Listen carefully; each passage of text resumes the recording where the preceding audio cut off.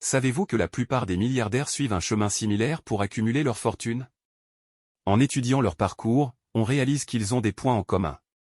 Comme l'a affirmé autrefois John Rockefeller, la capacité de générer de l'argent de manière intègre constitue la fondation la plus solide au monde. Cela signifie qu'en se basant sur des principes fiables, il est possible de bâtir une richesse immense, même en commençant de rien.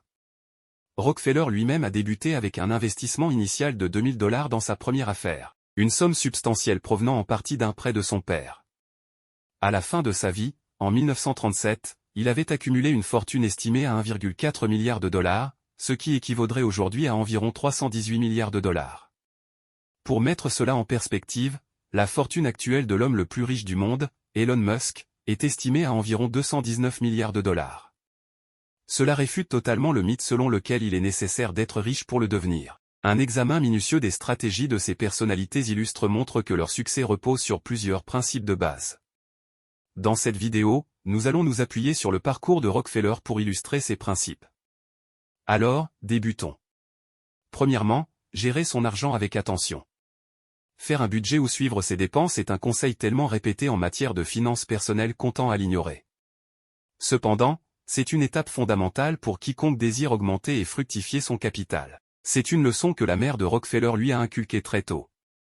Dès l'âge de 7 ans, Rockefeller a gagné son premier argent en travaillant dans une ferme voisine, suivant le conseil de sa mère.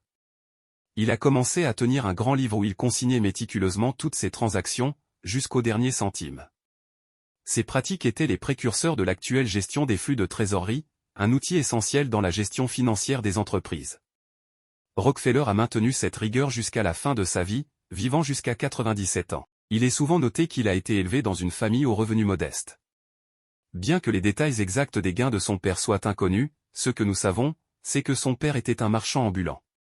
En son absence, sa mère devait gérer avec soin le budget familial, cultivant ainsi chez ses enfants la pratique de compter chaque centime dès leur plus jeune âge. C'est par la tenue rigoureuse de son budget et une connaissance précise de l'affectation de chaque pièce de monnaie qu'elle parvenait à s'en sortir. John a rapidement compris comment la gestion rigoureuse des finances contribue à leur accroissement. Ensuite, n'ayez pas peur d'emprunter.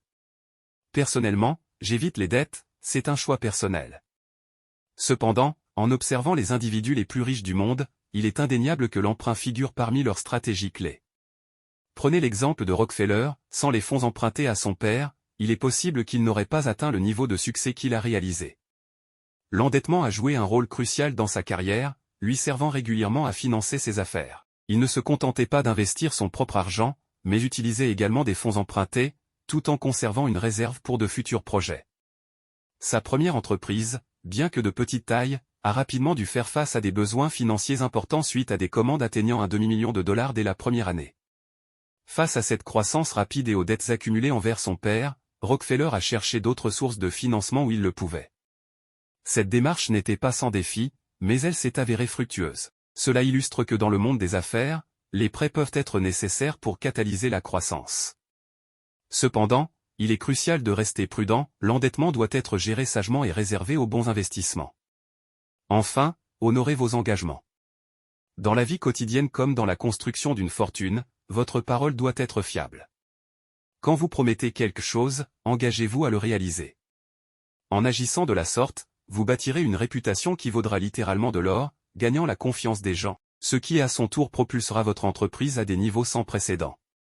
C'est une leçon que nous tirons de Rockefeller, il était toujours méticuleux quant à l'accomplissement de ses engagements, y compris ceux financiers, peu importe les difficultés. Principe 2, n'ayez pas peur d'emprunter. Personnellement, j'évite les dettes. C'est un choix personnel. Cependant, en observant les individus les plus riches du monde, il est indéniable que l'emprunt figure parmi leurs stratégies clés. Prenons l'exemple de Rockefeller. Sans les fonds empruntés à son père, il est possible qu'il n'aurait pas atteint le niveau de succès qu'il a réalisé. L'endettement a joué un rôle crucial dans sa carrière, lui servant régulièrement à financer ses affaires. Il ne se contentait pas d'investir son propre argent, mais utilisait également des fonds empruntés, tout en conservant une réserve pour de futurs projets.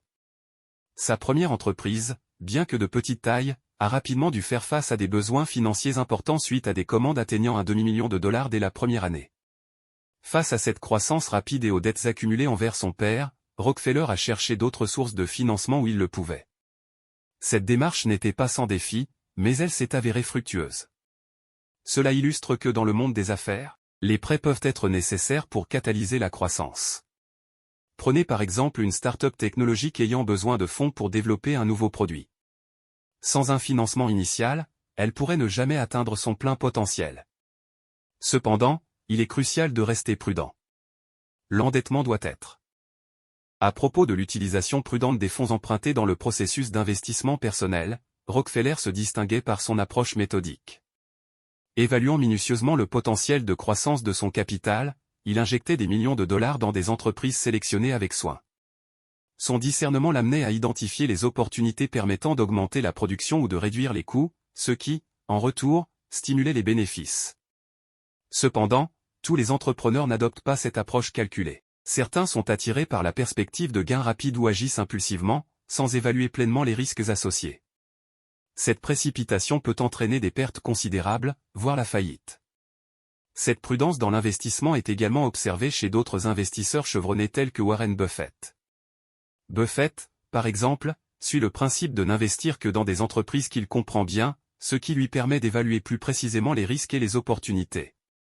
Il évite les investissements qu'il juge en dehors de sa sphère de compétences, comme en témoigne son refus de s'engager massivement dans le secteur des technologies pendant la bulle Internet. Cette approche est conforme aux principes fondamentaux exposés dans le livre L'homme le plus riche de Babylone, qui souligne l'importance de la connaissance financière et de l'éducation avant de s'engager dans des investissements. Chaque décision financière doit être soigneusement réfléchie, en pesant les avantages potentiels par rapport aux risques encourus. Une décision éclairée peut transformer un risque en une opportunité. Ainsi, bien que les compétences financières puissent sembler intimidantes pour beaucoup, ceux qui peuvent les maîtriser atteindront leurs objectifs financiers personnels. Les leçons tirées du parcours de Rockefeller et d'autres figures du monde financier sont intemporelles et universelles, offrant des stratégies qui peuvent guider vers la prospérité financière. En conclusion, que ce soit en gérant prudemment les finances, en prenant des risques calculés, en honorant scrupuleusement ses engagements ou en évaluant chaque décision avec soin, ces principes peuvent conduire vers la réalisation des objectifs financiers. Rejoignez-nous pour continuer à apprendre et à progresser sur le chemin de la prospérité financière. N'oubliez pas de vous abonner pour plus de conseils susceptibles de transformer votre approche de la finance et de vous aider à avancer vers la prospérité.